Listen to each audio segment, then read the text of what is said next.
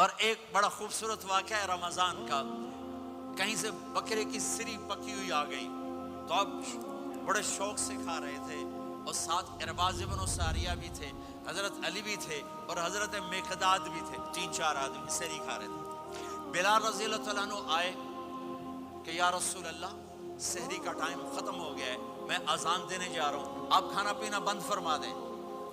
اب میں کہا ٹھیک ہے، وہ باہر چلے گئے، اذان دینے لگے، پھر خیال آیا میں دیکھ لوں کہ آپ نے کھانا چھوڑا کہ نہیں چھوڑا۔ واپس آئے تو آپ کھا رہے تھے، کہا یا رسول اللہ واللہ لقد اصبحت، اللہ کی قسم صبح ہو گئی۔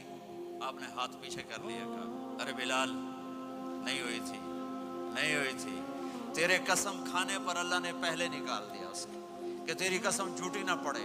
حضرت علی نے فرمایا اگر بلال قسم نہ اٹھاتے تو جب تک میرے نبی کھاتے رہتے اللہ صبح کو پیچھے ہٹاتے جاتے۔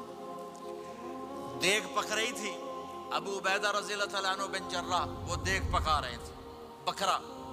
آپ نے کہا ابو عبید یہ مجھے بکرے کی دستی پکڑانا، اگلے بازو، آپ کو اگلے بازو کا گوشت پسند تھا، گردن کا گوشت پسند تھا، یہ کمر کے پٹھ کا گوشت آپ کو پسند تھا، دودھ پسند تھا، برنی کھجور پسند تھی، عجوا کھجور پسند تھی، تازہ روٹی پسند تھی۔ آپ یا تازہ کھاتے تھے یا فاقہ، توڑی طرح نہیں 8 دن دے پکا کے فریڈن ٹھوک دے ہو تو کٹ کے گرم کیتی رکھو تو کھاتی رکھو، یا آپ تازہ کھاتے تھے یا فاقہ فرماتے تھے۔ ایک دفعہ فتح مکہ پر ام ہانی کے گھر آپ نے باسی روٹی کھائی، ورنہ آپ نے ہمیشہ تازہ یا فاقہ یا تازہ یا فاقہ، کبھی جس کھانے پہ رات گزر جاتی اسے نہیں کھاتے تھے۔ تسی ماشاءاللہ 8 راتوں جو کھدی جاندے ہو۔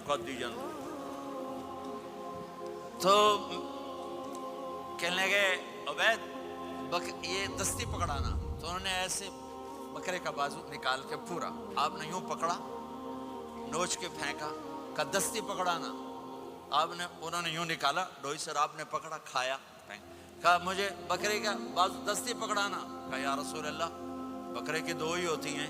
آپ نے کہا تیرا بھلا ہو جائے، اگر تو میرے کہنے پہ ڈوئی ڈال دیتا، جب تک میں کہتے رہتا اللہ مجھے نکال کے کھلاتا رہتا، اللہ مجھے نکال کے کھلاتا رہتا۔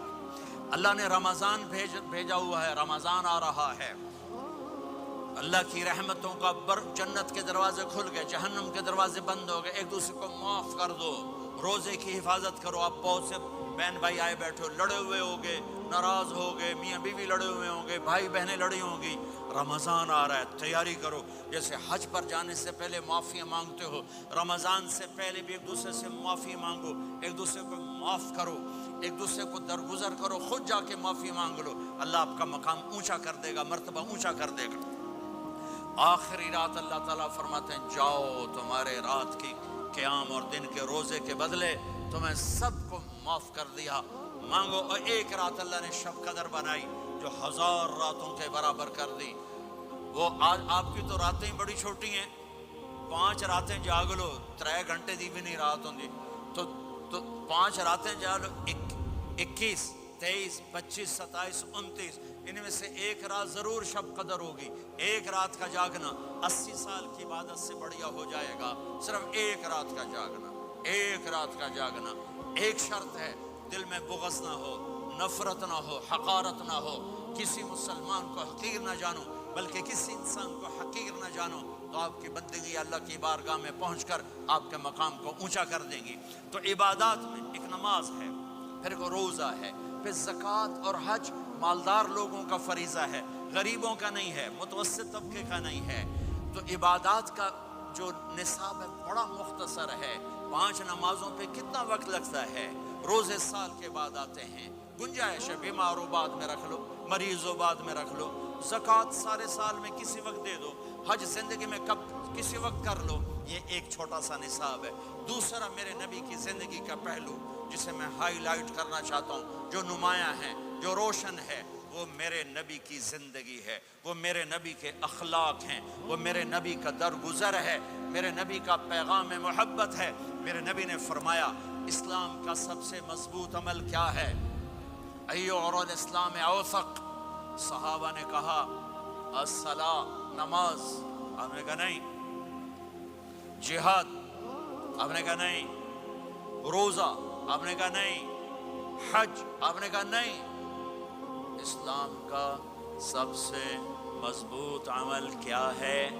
सहाबा, नमाज, जी नहीं, नहीं। जिहाद नहीं, रोज़ा नहीं, हज नहीं। अच्छा या रसूल अल्लाह फिर क्या है? सुनो और से, तवज्जो से। मेरे नबी ने फरमाया इस्लाम का सबसे मजबूत अमल आपस में मोहब्बत करना है।